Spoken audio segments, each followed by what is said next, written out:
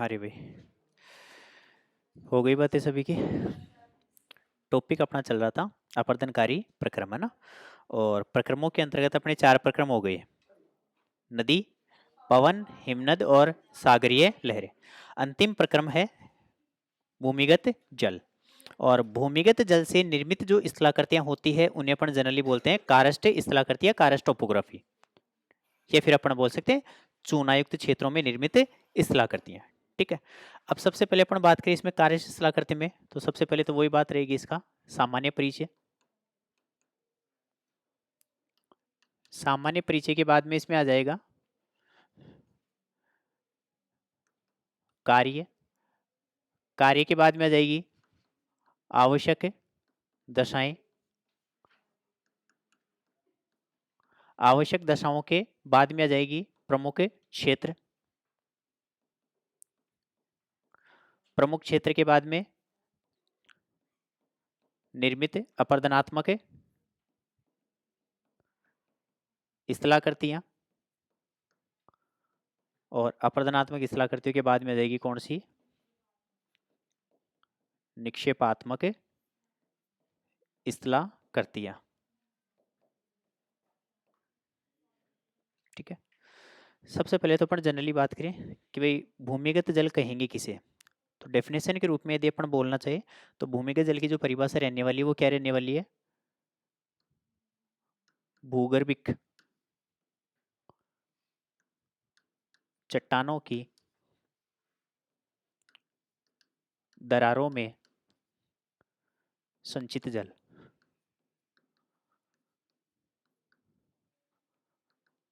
भूगर्भिक चट्टानों की दरारों में संचित जल। सतही भाग के नीचे की जो चट्टानें हैं, चूंकि प्रत्येक स्थान पर जब अपन देखते हैं तो चट्टानें कैसी अवस्था में पाई जाती है? परतदार अवस्था में। अब कुछ जगह परतदार चट्टानें ऐसी पाई जाती है जहां पर एक सतह कठोर होती है, नीचे की चट्टान क्या होती है? पारगम्य होने के कारण वहां पर जल जो है एकत्रित हो जाता है। और दो चट्टानों की परतों के मध्य जो भी रिक्त स्थान या खाली जगह जो पाई जाती है, उस खाली जगह में यदि जल इकट्ठा हो गया है, मतलब सतह के कहाँ है? वो नीचे है, तो उस जल को अपन क्या बोलते हैं? भूमिगत जल।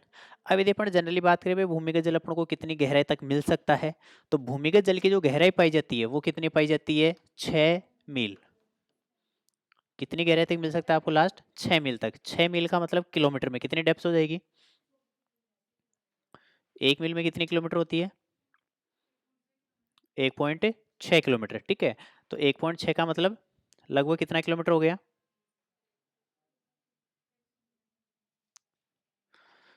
16×96, लगभग 10 किलोमीटर। तो जनरली ये मिलता है कितनी गहराई तक मिलता है? 10 से 11 किलोमीटर की गहराई तक आपको प्राप्त हो सकता है। भूमिगत जल कितनी गहराई तक मिल सकता है? लास्ट 10 से 11 किलोमीटर। इससे ज्यादा गहराई पर भूमिगत जल प्राप्त नहीं होता है। उसका पहला कारण तो ये होता है भाई अधिक गहराई बढ़ने पर तापमान में क्या हो जाती है? वृद्धि। तो तापमान में वृद्धि होने के कारण पहली बात तो क्या होगा? जल वाष्पीकरण अवस्था में आ जाएगा। और तीसरी बात यह होती है कि भाई जैसे ही अपन और अधिक गहराई पर चलेंगे तो ऊपर की जो चट्टानों की जो परतें हैं उन परतों का निचली परतों पर क्या लगता है? दबाव। और उस दबाव के कारण उन चट्टानों के मध्य की जो संधियां या जो दरारें हैं वो दरारें क्या हो जाती है? बंद हो जाती है।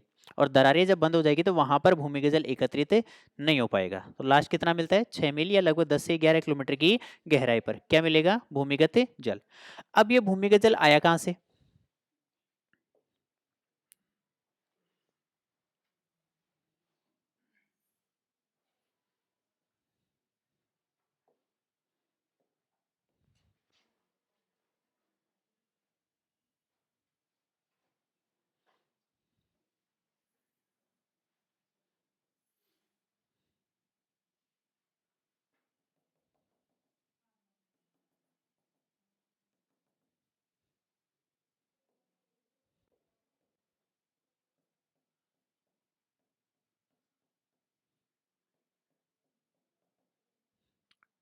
ठीक है। ऊपर की जो सतही भाग की जो परतदार चट्टानें हैं, इन परतदार चट्टानों पर जल की जो प्राप्ति होती है वो किसके माध्यम से हो सकती है? या तो वर्षा। जल या तो किससे मिल सकता है? वर्षा के माध्यम से। या फिर जनरली आप जो सतही माध्यम से जो नदियां वगैरह प्रवाहित हो रही है जिनसे आपने नहरें निकाल रखी है उन नहरों के माध्यम से आप क्या कर सकते हो? सिंचाई कर सकते हो। तो सिंचाई या फिर वर्षा जल के माध्यम से जो भी सतह को जल की प्राप्ति हुई। अब प्रत्येक स्थान के जो सतही भाग की जो चट्टानें हैं, जनरली अपन को मिट्टी की सतह देखने को मिलती है, उस सतही भाग पर जैसे ही जल गिरेगा तो ये जल क्या होगा, नीचे की ओर स्थानांतरित, यानी कि भूमि या मृदा इसको क्या करेगी, अवशोषित करेगी। और जैसे ही इसको अवशोषित करेगी ये, तो जल है ऊपरी परतों से रिस कर क्या होगा, नीचे की ओर जाएगा। और नीचे की ओर कब तक जाएगा, जब तक इसको पारगम्य चट्टानें मिलेगी। और पारगम्य चट्टानों में जहां पर इसको खाली जगह मिल गई वहां पर जाकर ये क्या हो जाएगा, इकट्ठा हो जाएगा। तो ये जो भूमि की चट्टानों के नीचे ये जो जल इकट्ठा हो गया, इस जल को अपन ने क्या कहा है, भूमिगत जल है। ये क्या कहलाएगा, भूमिगत जल कहलाएगा। ठीक है। अब कई बार दशाएं ये बनती है कि भाई ये जो सतह है, अब इस सतह में एक सतह तो आपको ये मिल रही है और एक सतह ये मिल रही है, यानी कि एक तो इस जल का क्या है, शीर्ष तल ऊपर वाला, और एक इसका सबसे निचला तल, बेस लेवल जिसे अपन कह सकते हैं। ठीक है। तो ये जो तल है, ये तल तो हमेशा क्या रहता है, जल में डूबा हुआ रहता है। जहां पर भूमिगत जल चट्टानों के अंतर्गत एकत्रित है, उसका जो नीचे वाला आधारी चांद भाग जिसके ऊपर जल क्या है, एकत्रित है, यानी कि भरा हुआ है, तो ये जो तल है, इस तल को तो क्या कहा जाता है, ये कहलाता है संतृप्त तल। क्या कहलाता है, संतृप्त तल। और इसका ये जो शीर्ष भाग है, ये शीर्ष भाग क्या कहलाता है, ये कहलाता है असंतृप्त तल। ये क्या कहलाएगा, असंतृप्त तल। लेकिन इसके बीच में जैसे आप जल का उपयोग कर लोगे, भूमिगत जल का, तो जल का उपयोग करने पश्चात जैसे ये तल कम होगा, कम कब होगा, एक तो वर्षा काल जाने के पश्चात या वर्षा काल के आने से पहले, मतलब ग्रीष्म काल या शीतकाल में, क्योंकि वर्षा काल के समय तो लगातार निक्षालन की क्रिया होती रहती है, जल रिसकर क्या होता है, नीचे की ओर जाता रहता है, तो नीचे जाते जैसे ही इस तल को लगातार क्या कर देगा, बढ़ा देगा, और जैसे बढ़ाएगा तो जल का तल अपने शीर्ष स्तर को प्राप्त कर लेता है। लेकिन जहां पर हमेशा विद्यमान है वो कौन सा है, संतृप्त। लेकिन अब जैसे वर्षा काल समाप्त होगा तो इस तल में क्या आएगी, कमी, कमी आएगी, तो यहां से तल क्या आ गया, नीचे।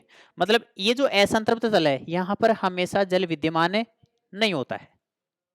अब इसके बीच में जहां पर जल हमेशा विद्यमान रहता है लगभग, कि भाई यहां से कम हो गया तो भी वो ये रहेगा, इससे कम हो गया तो भी कहीं पर तो जल रहेगा, तो मतलब इस संतृप्त तल के ऊपर वह स्थान जो जल का क्या है, एवरेज तल है, जल का क्या है, एवरेज तल है, उस स्थान को क्या कहा जाता है, वो कहलाता है जल स्तर। क्या कहा जाता है उसे, अपन बोलते हैं ना जनरली भाई लगातार भूमिगत जल स्तर में क्या आ रही है, कमी आ रही है। तो भूमिगत जल स्तर में जो कमी आ रही, भाई यहां तक पहले पानी भरा हुआ था, तो यहां पर जैसे ही मानव ने ट्यूबवेल कुओं के माध्यम से इस पानी को बाहर निकाला, तो बाहर निकालने पर मात्रा इसी की तो कम हुई, तो इसका तल क्या हो गया, नीचे की। अब लगातार आप इसको निकाले जा रहे हो, निकाले जा रहे हो, लेकिन वर्षा की मात्रा कम होने से ये रिचार्ज नहीं हो रहा वापस, तो ग्राउंड वाटर का जो लेवल है वो लगातार क्या होता जाएगा, नीचे की ओर होता चला जाएगा, और जैसे लगातार नीचे की ओर होता रहेगा तो वो जो तल जो हमेशा परिवर्तित रहता है वो क्या कहलाता है।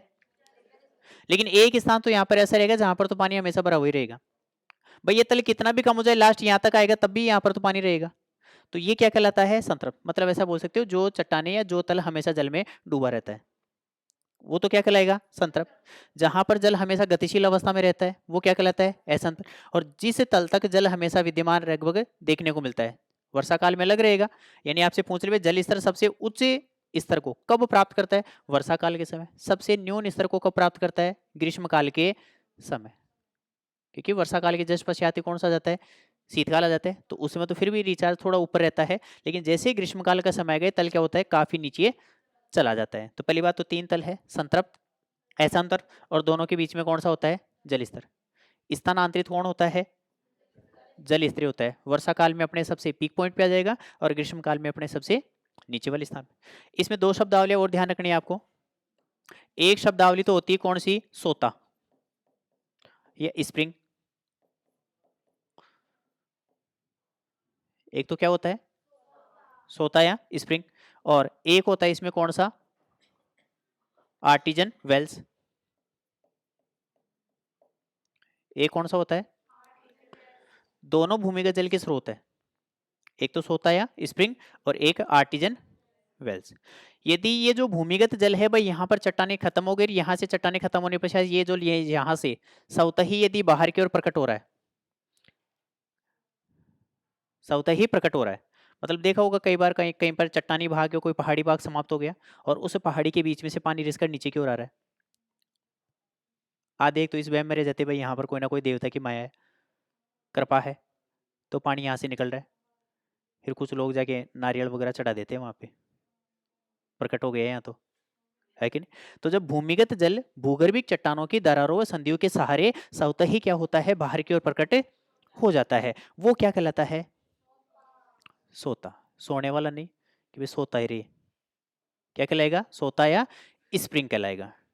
इसमें मानव की कोई भूमिका नहीं होती है, यानी कि जब भी भूमिगत जल स्वतः ही सतह पर क्या हो जाए, प्रकट हो जाए, वो क्या कहलाएगा, सोता या स्प्रिंग। लेकिन एक होता है कौन सा, इसमें भी जल तो स्वतः ही बाहर आएगा, लेकिन मानव को छिद्र करना पड़ता है सतही भाग में, और जैसे ही मानव सतही भाग पर छिद्र करेगा फिर जल यदि स्वतः ही बाहर आ जाए तो वो क्या कहलाता है, आर्टिजन वेल्स। अब प्रत्येक स्थान की जो चट्टानें जो अपन बोल रहे हैं परतदार अवस्था में देखने को मिलती है, अब वो परतदार लंबवत भी हो सकती है, क्षैतिज भी हो सकती है।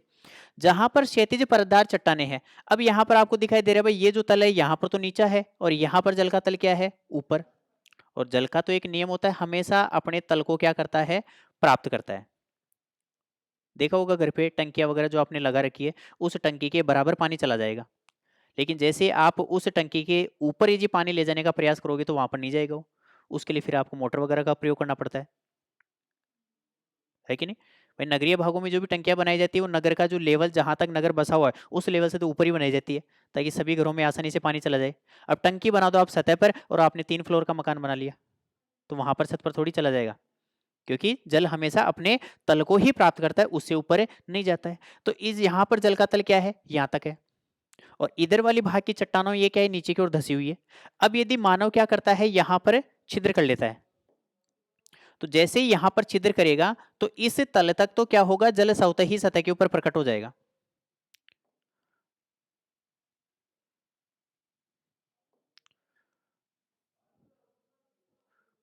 ठीक है, जल का तल यहाँ तक है और चट्टाने यहाँ पर गहराई में गई हुई है और यहाँ पर भूमिगत जल है। तो इस भाग में जैसे आप छिद्र करोगे, छिद्र करने के मात्र से ये जो जल है भूगर्भिक, ये जल क्या होगा, इस छिद्र के माध्यम से स्वतः ही धरातल पर प्रकट हो जाता है। और ऐसा जलीय स्रोत जिसमें छिद्र करने के मात्र से भूमिगत जल सतही भाग पर प्रकट हो जाए वो क्या कहलाता है, आर्टिजन वेल्स, या जिसे हिंदी में उत्स्त्रुत कुएं के नाम से जाना जाता है। आर्टिजन वेल्स या फिर बोल दो उत्स्त्रुत कुएं। अब ऐसे पूछ ले सबसे ज्यादा ये कहां पाए जाते हैं, तो सबसे ज्यादा तो मिलेंगे आपको न्यू साउथ वेल्स में।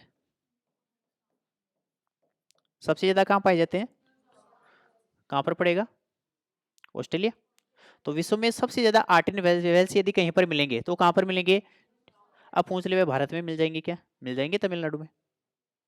कहां पर, भारत में तो यदि अपन बात करें तमिलनाडु और इसके अलावा गुजरात में, और विश्व में सबसे ज्यादा इनकी जो प्रधानता पाई जाती है कहां पर पाई जाती है, न्यू साउथ वेल्स में। तो ये तो पहली तो बात हुई किसकी, भूमिगत जल आप किसे कहोगे, तो भूगर्भिक चट्टानों की दरारों व संधियों में या रिक्त स्थान में जो इकट्ठा या जो संचित जल होता है उस जल को क्या कहा जाता है, भूगर्भिक या भूमिगत जल कहा जाता है। भूमिगत जल आपको कितनी गहराई तक मिल सकता है, 6 मील बोल दो, या लगभग 10 से 11 किलोमीटर की, इससे ज्यादा गहराई पर भूमिगत जल आपको प्राप्त नहीं हो सकता। कारण दो है, एक तो तापमान में वृद्धि हो जाना और दूसरा क्या हो जाना, ऊपरी परतों के दबाव के परिणामस्वरूप नीचे वाली जो चट्टानें हैं उनकी परतों के मध्य जो छिद्र है वो छिद्र या संधिया क्या हो जाती है, बंद हो जाती है, तो वहां पर भूमिगत जल आपको प्राप्त नहीं हो सकता। ठीक है, भूमिगत जल के अंतर्गत 3 जल के स्रोत होते हैं, एक संतृप्त, एक असंतृप्त और एक कौन सा, जल स्त्रप। संतृप्त तो मतलब जो तल हमेशा जल में डूबा रहता है, यानी जिसके ऊपर जल हमेशा विद्यमान रहता है, वो तो क्या कहलाएगा, संतृप्त। जो जल का सबसे ऊपरी तल होता है जो हमेशा क्या होता है, गतिशील होता है, वो क्या कहलाता है, असंतृप्त, यानी जिसको कभी कभी जल की प्राप्ति हो पाती है वो क्या कहलाता है, असंतृप्त। और जो ऋतुओं के अनुसार जिसमें क्या होती रहती है, कमी या वृद्धि होती रहती है, मतलब गतिशील कौन होता है इनमें, एक ही होता है, जल स्तर, जिसको अपना भूमिगत जल स्तर या ग्राउंड वाटर लेवल बोलते हैं। तो ये तो हमेशा गतिशील होते हैं, ये दोनों अपने स्थान पर ही होते हैं। इसको कभी कभी जल मिल जाता है और ये तो हमेशा जल में क्या रहता है, डूबा रहता है। अब अपन को बात करनी है कि भाई जो भूमिगत जल होता है उस भूमिगत जल के कार्य कौन कौन सी क्रियाओं के द्वारा संपन्न होंगे और वो कहाँ पर होते हैं, मतलब भूमिगत जल के कार्य के प्रमुख क्षेत्र, और उन क्षेत्रों में वहीं पर वो कार्य कर रहा है, उसके लिए वहां पर आवश्यक दशाएं क्या क्या होनी चाहिए। तो पहले एक बार थोड़ा सा नोट करो, हेडिंग डाल लिए, भूमिगत जल के कार्य ओब्लिक कारस्ट टोपोग्राफी या स्थलाकृतियां। भूमिगत जल के कार्य या ओब्लिक लगा के कारस्ट स्थलाकृतियां, कारस्ट स्थलाकृतियां।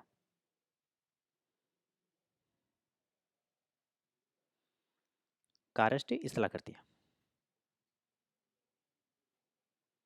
सामने डैश लगा के फर्स्ट लाइन, पृथ्वी तल पर, पृथ्वी तल पर, पृथ्वी तल पर, पृथ्वी तल पर समतलन स्थापन, पृथ्वी तल पर समतलन स्थापन, समतलन स्थापन करने वाले बलों, समतलन स्थापन करने वाले बलों, समतलन स्थापन करने वाले बलों के अंतर्गत,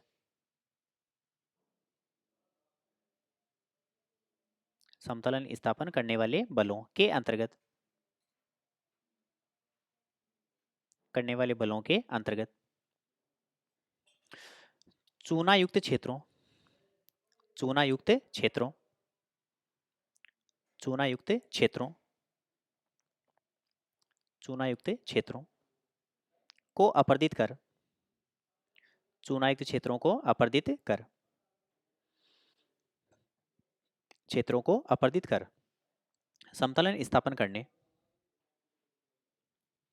समतलन स्थापन करने,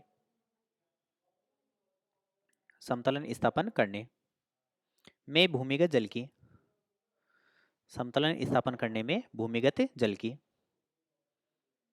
भूमिगत जल की प्रधानता होती है, भूमिगत जल की प्रधानता होती है, भूमिगत जल की प्रधानता होती है। अगली लाइन, भूगर्भिक चट्टानों, भूगर्भिक चट्टानों, भूगर्भिक चट्टानों की दरारों, भूगर्भिक चट्टानों की दरारों,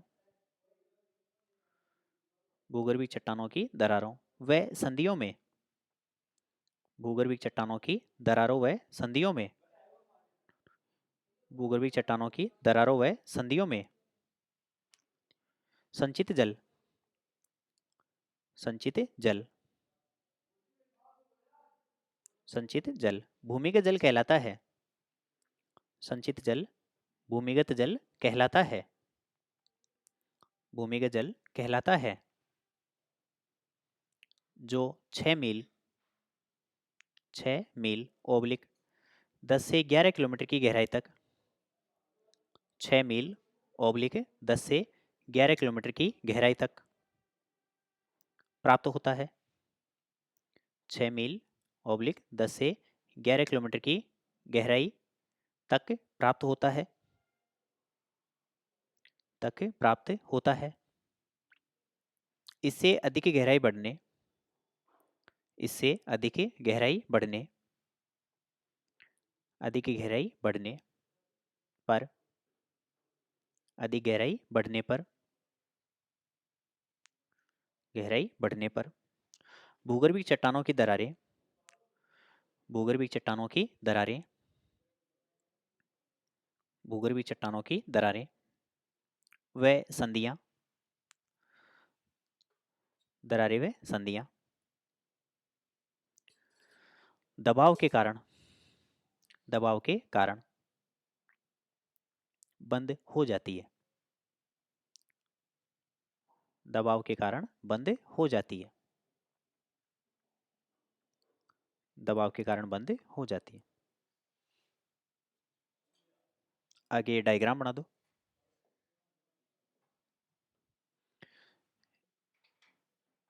ये तो है आपका सोता या स्प्रिंग, और ये है आपका आर्टिजन वेल्स।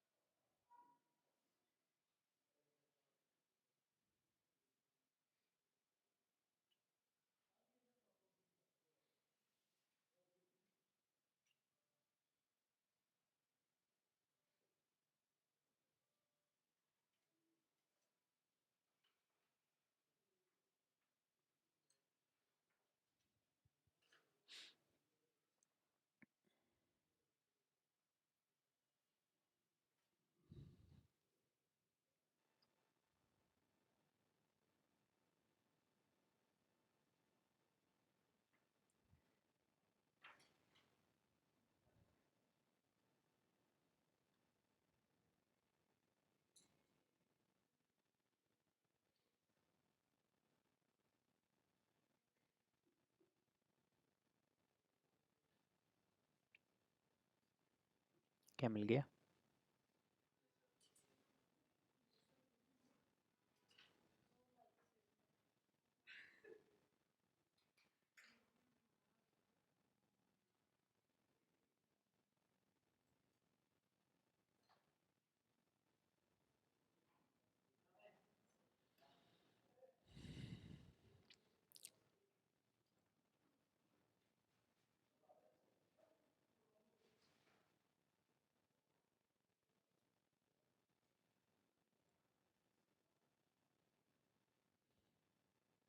बना दिए?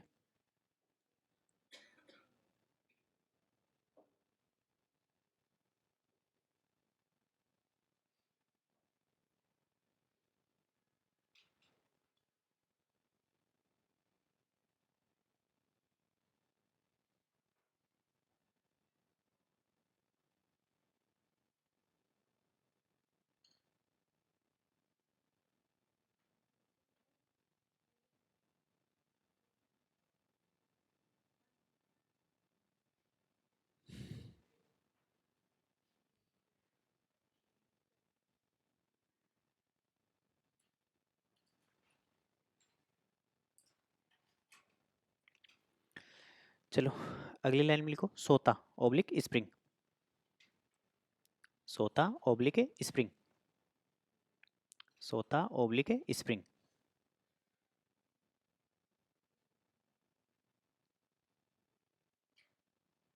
सोता ओब्लिक स्प्रिंग, डैश लगा के लिखो। जब भूमिगत जल, भूमिगत जल, भूमिगत जल चट्टानों से, भूमिगत जल चट्टानों से, चट्टानों से स्वतः ही, चट्टानों से स्वतः ही, स्वतः ही प्रकट होता है, स्वतः ही प्रकट होता है, स्वतः ही प्रकट होता है। नेक्स्ट अगला लिखो, आर्टिजन वेल्स। आर्टिजन वेल्स या उत्स्त्रुत कुएं, उत्स्त्रुत कुएं, उत्स्त्रुत कुएं।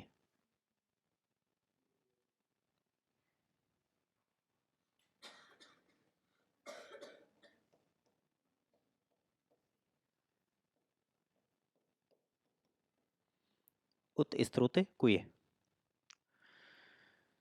डैश लगा के लिखो सामने।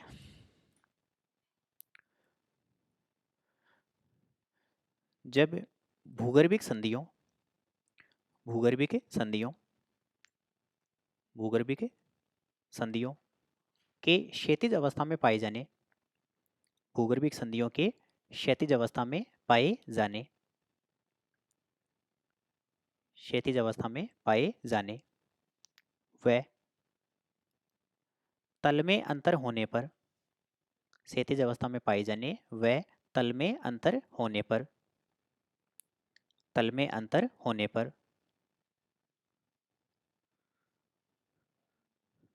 तल में अंतर होने पर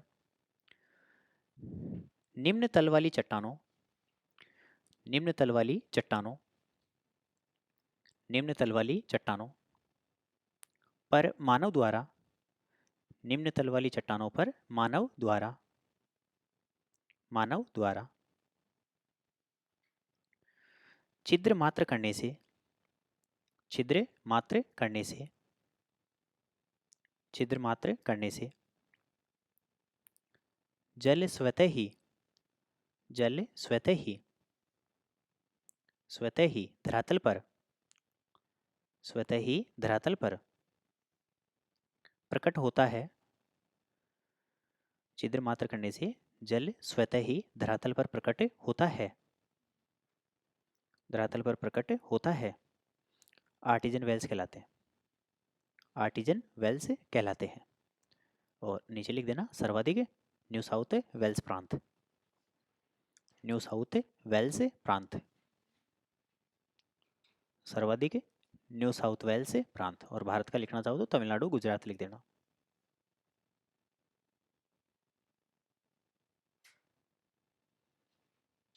न्यू साउथ वेल्स प्रांत।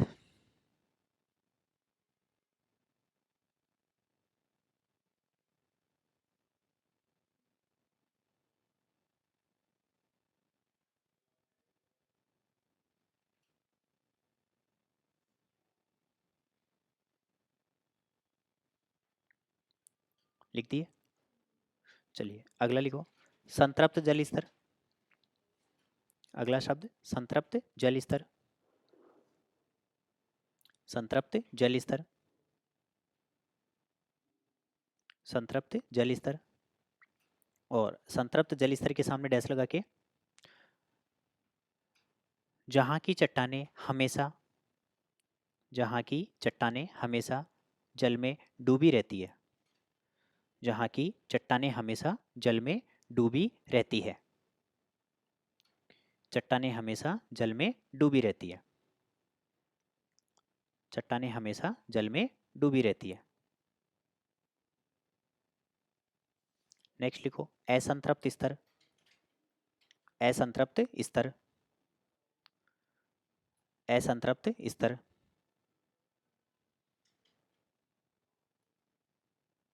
असंतृप्त स्तर, इसके सामने डैश लगा के, जहां जल मुख्यतः वर्षा काल के समय ही, जहां जल मुख्यतः वर्षा काल के समय ही, वर्षा काल के समय ही पहुंचता है, वर्षा काल के समय ही पहुंचता है, वर्षा काल के समय ही पहुंचता है। नेक्स्ट, भूमिगत जल स्तर। भूमिगत जल स्तर। भूमिगत जल स्तर। भूमिगत जल स्तर, और सामने डैश लगा के, संतृप्त स्तर के ऊपर जल का तल। संतृप्त स्तर के ऊपर जल का तल। संतृप्त स्तर के ऊपर जल का तल। संतृप्त स्तर के ऊपर जल का तल। जल का तल। अब आगे लिखो, भूमिगत जल के कार्य। भूमिगत जल के कार्य। भूमिगत जल के कार्य।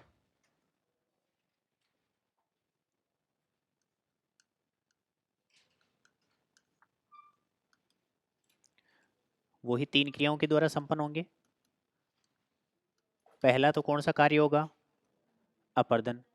दूसरा कार्य कौन सा होगा? परिवहन। तीसरा कार्य कौन सा होगा? निक्षेपण। अपर्दन किसे कहेंगे?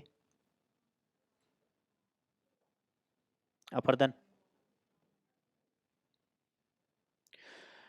चट्टान को मूल स्थान से हटाना क्या कहलाएगा? अपर्दन। ठीक है। अब भूमिगत जल जो अपना अपर्दन का कार्य करता है, जनरली पहले तो यदि आपसे जनरली क्वेश्चन पूछ लिया जाए, भूमिगत जल का कार्य सतह पर होगा या सतह से नीचे होगा? पक्का? तो सतह के नीचे देखने कौन जाएगा? दोनों स्थानों पर। सतह के ऊपर भी होता है और सतह के नीचे भी, क्योंकि मैक्सिमम तो रिस्क नीचे ही जाएगा, तो नीचे भी कुछ ना कुछ कार्य तो करेगा है। अच्छा, ऑप्शन नहीं था क्या?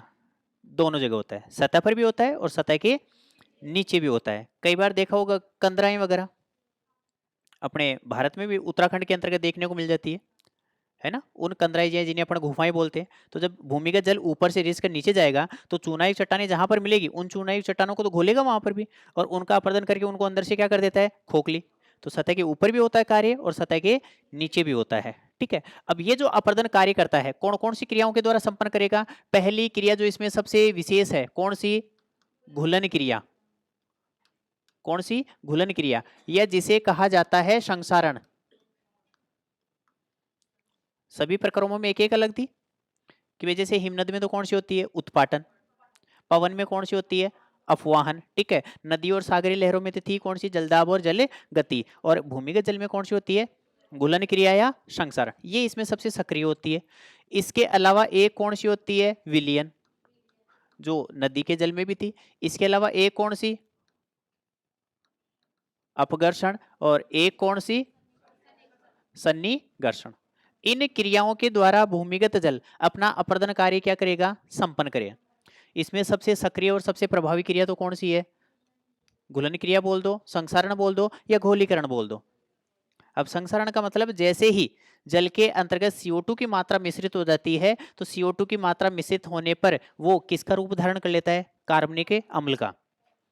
क्या बन जाता है? कार्बनिक अम्ल। कि भाई जैसे ही वर्षा जल या सामान्य जल में CO2 की मात्रा मिश्रित होगी तो कौन से अम्ल में कन्वर्ट हो जाता है? कार्बनिक अम्ल। और कार्बनिक अम्ल जैसे ही चूनायुक्त चट्टानों के संपर्क में आता है तो उन चूनायुक्त चट्टानों से रासायनिक अभिक्रिया करके उन चूनायुक्त चट्टानों को क्या कर देता है? घोल देता है। तो चूनायुक्त चट्टानों को घोलन क्रिया के माध्यम से जो अपरदन होता है वो प्रक्रिया क्या कहलाएगी? घुलन क्रिया या संक्षरण।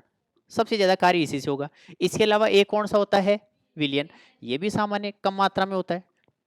अपघर्षण, ये भी बिल्कुल सीमित मात्रा में होती है, क्योंकि अपघर्षण तब होगा जब कोई भी गतिशील प्रक्रम तीव्र वेग के साथ गतिशील हो रहा है और उसके साथ गतिशील होने वाले जो अपरदित पदार्थ है वो यदि आधारी तल की चट्टानों के साथ क्या करेंगे? रगड़ खाएंगे, तो क्रिया कौन सी होगी? अपघर्षण। अब भूमिगत जल का वेग इतना तीव्र होता ही नहीं।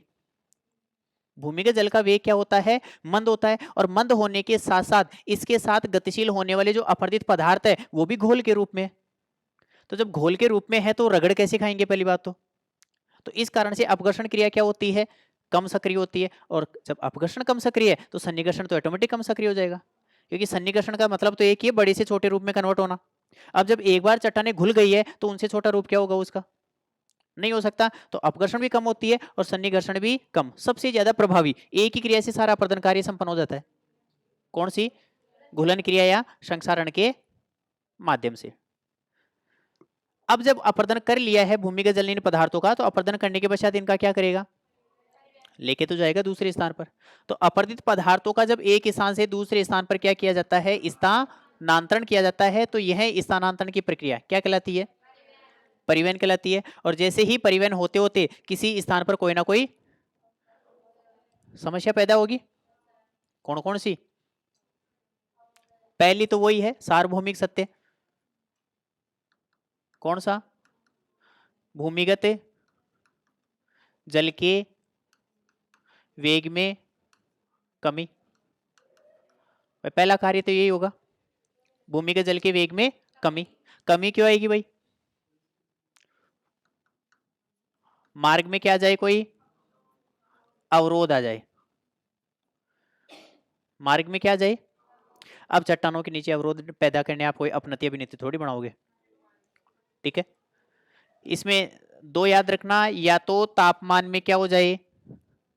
कमी हो जाए, या फिर तापमान में क्या हो जाए? वृद्धि हो जाए। या तो तापमान में क्या हो जाए? कमी, या फिर तापमान में क्या हो जाए? वृद्धि। सबसे ज्यादा प्रभावी यही होता है, या तो कमी हो गई या फिर क्या हो गई? वृद्धि। कि भाई ऐसा चुनाई तो क्षेत्र है जहां पर शीतकाल के समय तापमान इतना कम हो जाता है कि भाई जल जमने की स्थिति उत्पन्न हो जाती है। तो जब जल ही जमने की स्थिति में उत्पन्न हो गए तो उसमें गतिशीलता नहीं आएगी। जब जल ही गतिशील नहीं हो रहा है तो अपरदीप पदार्थ थोड़ी गतिशील होंगे, वो भी उसी स्थान पर क्या हो जाएंगे? नीचे तल पर बैठ जाएंगे।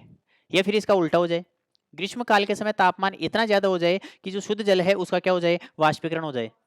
और शुद्ध जल का जैसे ही वाष्पीकरण होगा तो उसके साथ जो घुले हुए पदार्थ है उनका थोड़ी वाष्पीकरण होगा।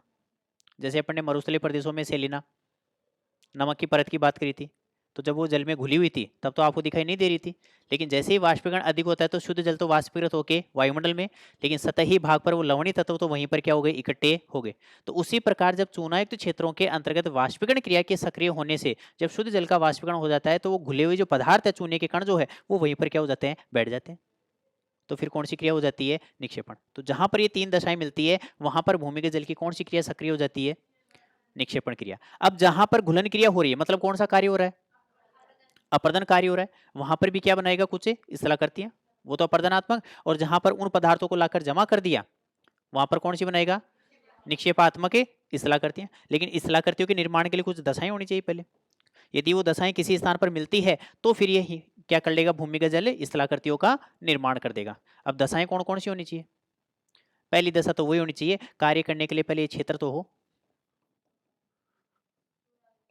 चूना युक्त क्षेत्रों की क्या होनी चाहिए? प्रधानता। तो चूना युक्त क्षेत्र नहीं मिले तो इसका काम नहीं हो। यदि किसी स्थान पर चूना युक्त क्षेत्र नहीं मिले तो क्या भूमिगत जल का कार्य नहीं हो? अरे भाई आपको रोटी नहीं मिली तो आपका पेट नहीं भरे, आप दलिया खिचड़ी पे काम चला सकते हो जिन बुजुर्गों के दांत कमजोर हो गए, है कि नहीं। तो इसको भी यदि चुनायुक्त तो क्षेत्र नहीं मिलेगा तो इसका सिमिलर इसका पास वाला मिलेगा, परिवार का दूसरा भाई बहन मिलेगा। ठीक है, कौन है डोलोमाइट, कौन सा डोलोमाइट, और डोलोमाइट के साथ कौन सा खड़िया, जहां पर डोलोमाइट और खड़िया युक्त चट्टाने मिल जाएगी वहां पर भी इसका कार्य हो जाएगा। लेकिन प्रधानता के साथ कहां होगा, चूनायुक्त क्षेत्रों में। भाई मजा तो आपको तभी आएगा जब मटर पनीर की मिलेगी, बाकी तो आपको आलू की सब्जी से काम तो चलाना पड़ेगा, है कि नहीं। तो प्रधानता तो कहां पर मिलती है, चूनायुक्त क्षेत्रों में, बाकी ये नहीं मिलता है तो डोलोमाइट और खड़िया के क्षेत्रों में भी क्या हो जाता है इसका कार्य सक्रिय, बाकी ज्यादा अंतर कुछ रहता नहीं है। क्योंकि चूनायुक्त चट्टानों में कौन से तत्व की प्रधानता होती है, कैल्शियम की, किसकी होती है, कैल्शियम। यदि कैल्शियम चट्टानों के ऊपर या तत्वों के ऊपर यदि मैग्नीशियम का क्या हो गया और जमाव, तो उसी से कौन बनेगा, डोलोमाइट बनेगा। तो कैल्शियम तो है ही, तो वहां पर भी इसका कार्य क्या हो जाएगा, सक्रिय हो जाएगा ना। इसके अलावा चलो इसी से काम थोड़ी हो जाएगा, और भी कुछ दशाएं होनी चाहिए, क्या होनी चाहिए, चट्टानों में क्या होनी चाहिए, संधियां व दरारों की प्रधानता होनी चाहिए। चट्टानों में संधियों व दरारों की क्या होनी चाहिए, विद्यमानता। भाई भूमिगत जल को चट्टान के अंदर प्रवेश करने के लिए जगह तो चाहिए, जब तक जगह नहीं मिलेगी तब तक घुलन क्रिया प्रारंभ थोड़ी हो सकती है कि नहीं। कि भाई जब तक कि कहीं ना कहीं से पहल ना हो, जब तक आगे बातचीत प्रारंभ थोड़ी हो सकती है। भाई जब किसी एक तरफ से या दोनों तरफ से हाय हेलो चालू होंगे तभी तो आगे मन की बातें निकल के आएगी ना, डायरेक्ट थोड़ी मन की जाके कह देते हो, संभावना ही पैदा नहीं होती। तो सबसे पहले क्या होना चाहिए, संधियां यानी मार्ग मिलना चाहिए। एक बार यदि ऐसा मिल गया तो फिर तो ऑटोमेटिक आगे का कार्य तो बन जाएगा अपने आप, है कि नहीं। तो दूसरा कार्य क्या होना चाहिए, संधियों में दरारों की क्या होनी चाहिए, विद्यमानता होनी चाहिए। और कोई दशा भी होनी चाहिए क्या, होनी चाहिए ना, क्या होनी चाहिए, वर्षा भी तो होनी चाहिए। लेकिन क्या वर्षा ज्यादा ही हो या कम से भी काम चल जाएगा, चल जाएगा। ऐसे नहीं भाई आप मूसलाधारी करवाओ वहां पे, है हाँ, हाँ 50 से 100 सेंटीमीटर वर्षा हो रही है तो भी काम तो चल जाएगा। बाकी यदि ज्यादा मूसलाधार हो रही है तो अल्प समय में घुला के ले जाएगी सागर में, वो तो बराबर कर देगी उसको। तो यदि वर्षा अल्प होती है तो भी कार्य क्या हो जाएगा इसका, सक्रिय। लेकिन वर्षा तो होनी ही चाहिए, ऐसा नहीं भी केवल शुष्क क्षेत्र ही हो गया। शुष्क क्षेत्र होगा तो फिर वहां पर एक ही बार क्या होगा, अपर्दन होगा, उसके पश्चात वो कार्य ऑटोमेटिक क्या हो जाएगा, बंद हो जाएगा। तो वहां पर क्या होना चाहिए, वर्षा की क्रियाशीलता भी होनी चाहिए। तो ये दो तीन दशाएं यदि किसी स्थान पर प्राप्त होती है तो फिर वहां पर क्या हो जाएगा, चूना युक्त स्थलाकृतियां जिन्हें अपन बोलते हैं कारस्ट स्थलाकृतियों का क्या हो जाएगा, निर्माण। अब कोई ऐसे क्षेत्र है क्या जहां पर ऐसी स्थलाकृतियां अपन को दिखाई दे सके, यानी कि भूमिगत जल के कार्य के प्रमुख क्षेत्र कौन कौन से ऐसे हैं जहां पर इसका कार्य सक्रिय होता है। तो पहली बात तो एक लाइन तो हमेशा फिक्स करके रखना, जो भी नवीन वलित मोरदार पर्वत है, जो भी नवीन वलित मोरदार पर्वत है उन पर्वतों के समीप सबसे ज्यादा सक्रिय किसका कार्य होता है, भूमिगत जल का होता है। क्योंकि वलन की क्रिया उन्हीं चट्टानों में होगी जो अवसादी होगी मोटे तौर पर, और अवसादी चट्टानों में ही हमेशा किसकी प्रधानता पाई जाती है, कैल्शियम मैग्नीशियम चूना जैसे तत्वों की प्रधानता पाई जाती है। अपन ने भी जो भारत के एग्जाम्पल बोले हैं कि भाई देहरादून है, टपकेश्वर है, रोहतास है बिहार का, इसके अलावा महाराष्ट्र के अंतर्गत चित्रकूट है, मध्य प्रदेश के अंदर पंचमढ़ी है। तो ज्यादा क्षेत्र कहां पर मिल रहे हैं अपन को, हिमालय क्षेत्र में। बाकी जो और क्षेत्र भी लिखेंगे अपन वो मैक्सिमम नवीन वलित मोरदार पर्वतों के समीप ही मिलेंगे अपन को। तो उनके समीप इस कार्य की सक्रियता क्या पाई जाती है, अधिक पाई जाती है। तो एक बार अपन प्रमुख क्षेत्र लेके उससे पहले थोड़ा सा अगले लिखो, भूमिगत जल के कार्य ना, कार्य में पहला लिखो अपर्दन, अपर्दन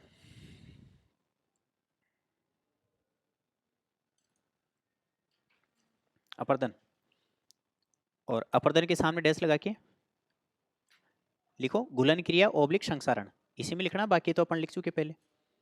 घुलन क्रिया ओब्लिक संसारण, घुलन क्रिया ओब्लिक संसारण, ओब्लिक संसारण, डैश लगा के लिखो।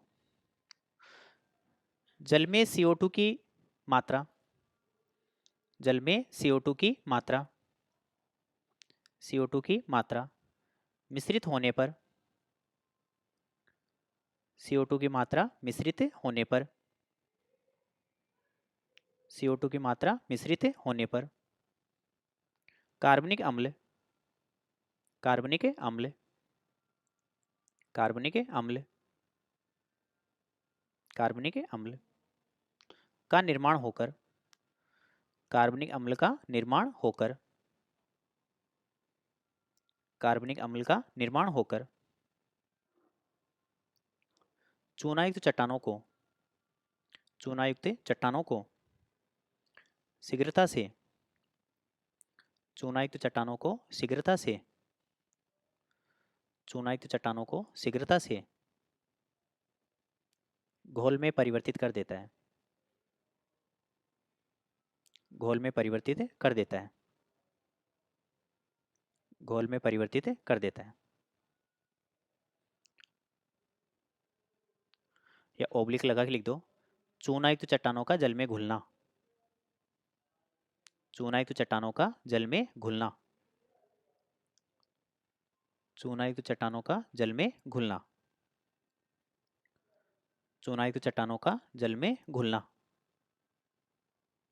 जल में घुलना है ना। और बाकी तीन के तो नाम लिख दो केवल, विलयन, अपघर्षण और सन्निकर्षण, विलयन, अपघर्षण और सन्निकर्षण,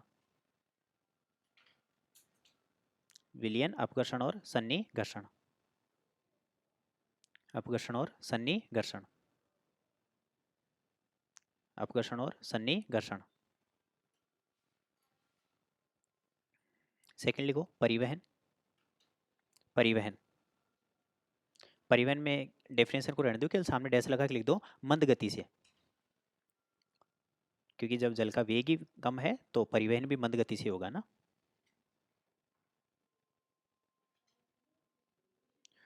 नेक्स्ट लिखो निक्षेपण, निक्षेपण,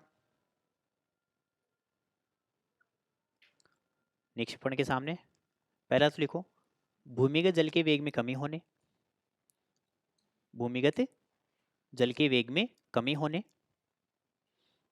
भूमिगत जल के वेग में कमी होने, भूमिगत जल के वेग में कमी होने,